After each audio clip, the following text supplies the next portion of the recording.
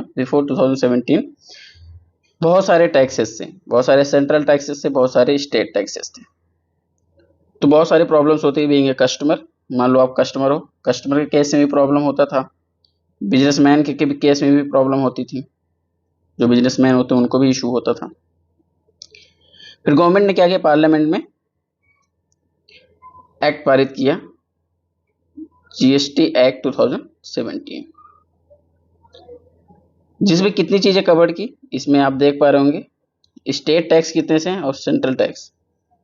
State tax and central tax. Central टैक्स में central excise duty, additional duties on excise भी लगती थी। उसके बाद excise duty on levied under medical and preparation act में, CVD SAT, service tax, surcharge tax. और फिर स्टेट कितने टैक्सेस चार्ज करती थी, state sale tax, central tax, purchase tax. तो इतने सारे टैक्स थे। तो कोई भी एम्प्लॉइज या कोई भी बिजनेसमैन जो भी बिजनेस करता था क्या करता था, उसको बहुत प्रॉब्लम होती थी टैक्स देने में। और एक A1+1 टैक्स की लेविड होती थी।